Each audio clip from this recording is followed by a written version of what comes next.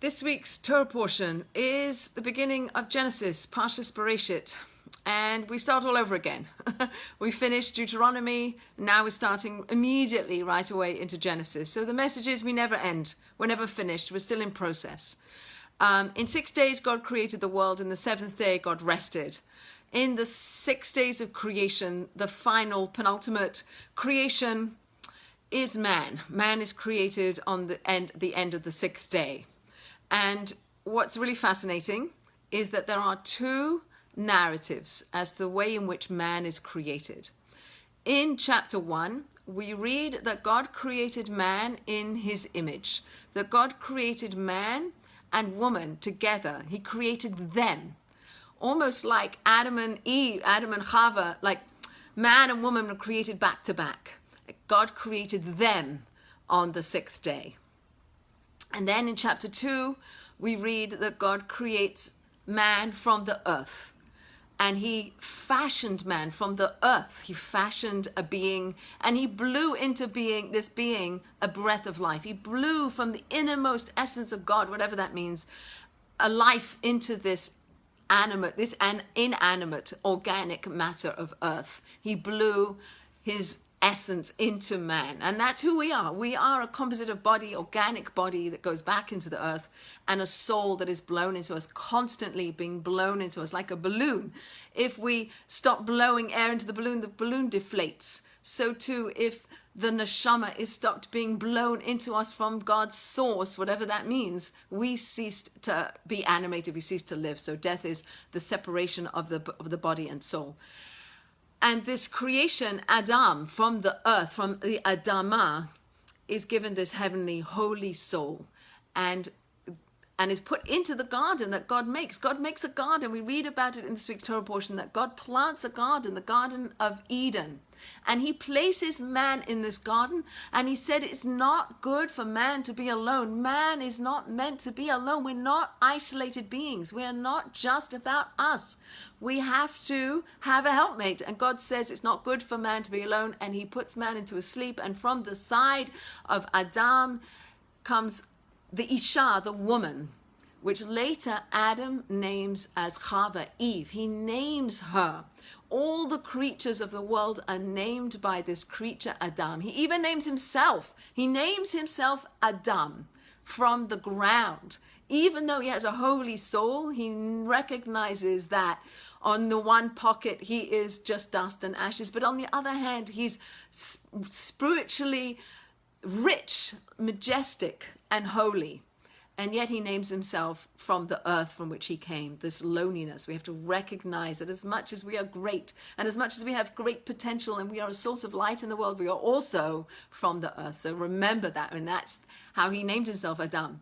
And he named his Isha, he named the woman, he named his helpmate Chava, because he recognized that she is the source of all life. She's different than him. He can't bring forth life from her inner essence, but Chava can, and he names her life. He names her the source of life. And isn't that amazing that he recognizes the separateness of this woman, of this Isha? So in narrative 1, we read, and then Rabbi Soloveitchik expounds upon this in great detail. He names the first Adam, the Adam that's created, male and female, created them. In the image of God, he created them, and they were there to subdue the earth. He names them, Soloveitchik names them majestic man, the man who can know the universe, who can go one day into space and can develop vaccines to get rid of diseases, and can know and learn and grow and take care of the world. We have that as a mission.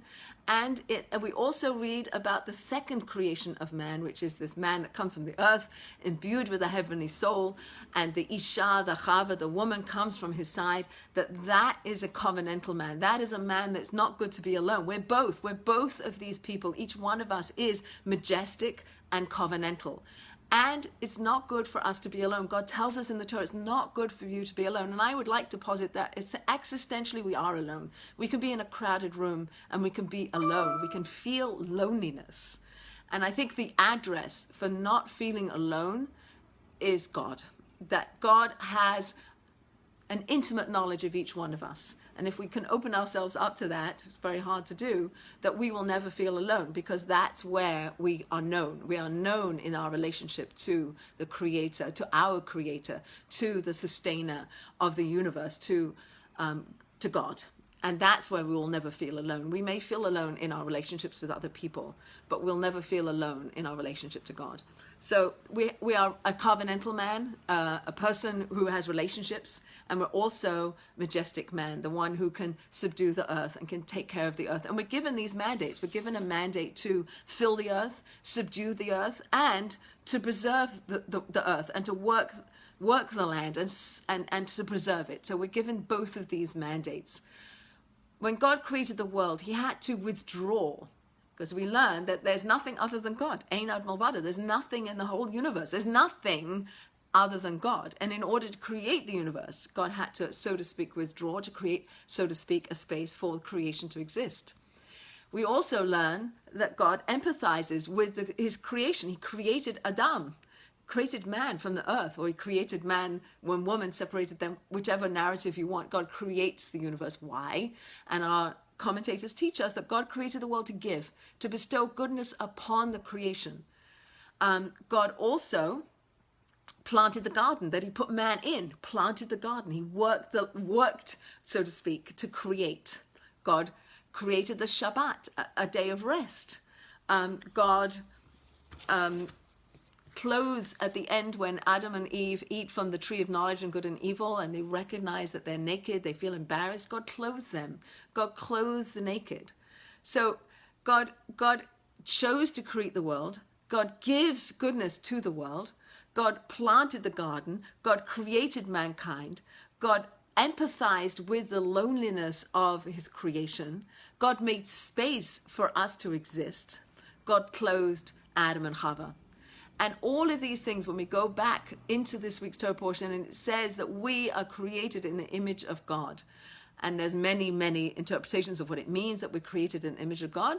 But one of them is that in that image, we have the capacity to be godlike. And we should be godlike. We should operate in this world as a link between heaven and earth, that we're bringing godliness into the world because we have a holy neshama and we have aspects and capacities to be godlike. So what are we enjoined to do? We're enjoined to create space for other people. We're enjoined to empathize like God did with other people. We're enjoined to create as God did and continues to do, that we are enjoined to work as God continues to create the world. So too we are continually work. God rests on the seventh day, so too we rest on the seventh day. God continually gives and sustains, so too we continually give and sustain. And so I think that the message that I want to bring out from this week's Torah portion is we have two narratives of the creation of mankind. We have one, male and female, he created them. And we have Adam created from the ground, and into that creation, into that mold of humanity that God created from the dust of the earth, he blew into that a holy soul. And that is who we are, this combination of body and soul with the capacity to be godlike in the world, to bring that light into the world, to bring godliness into the world by being godlike. Imiteo Deo, we're supposed to imitate God. So we're supposed to create, we're supposed to work, we're supposed to empathize, we're supposed to give, we're supposed to choose to do good and be loving, to make space for other people, and to clothe those who are naked, etc., etc. And as we continue in the book of Genesis and through the Torah for another yearly cycle, we'll pull messages out that pertain to our lives.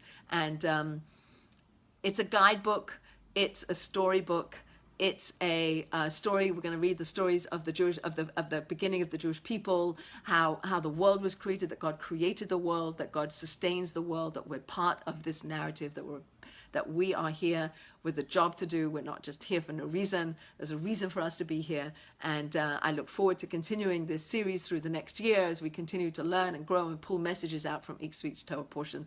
And I wish everybody a really good Shabbos, a nice restful Shabbos, a Shabbos where we can make space for each other, where we can give to each other, where we can refrain from work as God did on that seventh day, and not create anything on that seventh day, and just breathe. Shabbat Shalom.